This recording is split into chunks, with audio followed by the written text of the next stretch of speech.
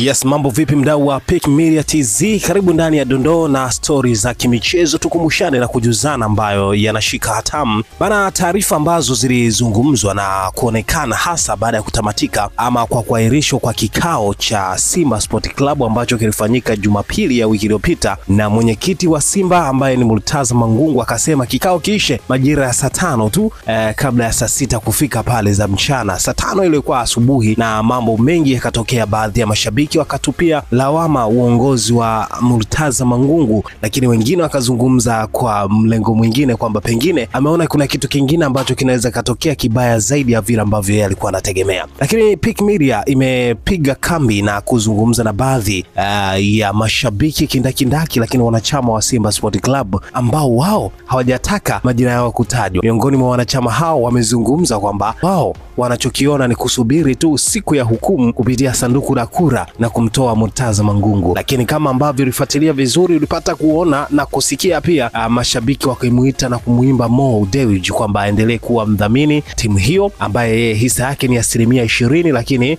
mamlaka ambayo yanayo mwenyekiti ni 80% ambayo ni ya kuiongoza timu ya Simba. Lakini tetesi zingine zilikuwa zinazungumza kwamba nje na hapo pia watu wengi walikuwa wanazungumzia kwamba Simba muda sio mrefu inaweza kaingia kwenye mkataba na DP World, ambayo pasi na shaka iliwahi kuzua mijadala na kugonga vichwa mbalimbali vya habari kuhusiana na kununua na kumiliki bandari ya Tanzania na mambo mengine. DP World ni miongoni mwa watu ambao wamesogeza mikwanja ya kutosha kwa ajili ya kuimiliki Simba kama wadhamini wakuu. Lakini Mo Dewji naye bado anangangania hapo hapo, kwa akisema kwamba yeye bado ana mapenzi makubwa na Simba, lakini pia yeye ni mshabiki wa Simba, ameanza mbali mno na ameanza kuwekeza kitambo sana toka enzi anajitafuta hadi hapo alipo sasa hivi. Ni bilionea mkubwa kwa Afrika, lakini kwa Tanzania kwa ujumla. Yapo mengi mazuri, lakini hitimisho zaidi walizungumza wanachama wakasema kwamba mkutano huu haujafanyika, wengine wakiuita mkutano huu si mkutano bali ni kitchen party tu, ambao unaweza kukutana watu wawili watatu wakafundishana mawili matatu alafu akafunga kikao.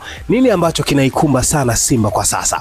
Hiki ambacho kinaendelea mitaa ya Msimbazi kina affect moja kwa moja performance ya wachezaji. Tumeona Simba ikipitia kwenye kuhaha kwenye kupata matokeo hasa kwenye klabu bingwa barani Afrika. Je, hiki ambacho kinaendelea chanzo chake kinatokana na uongozi?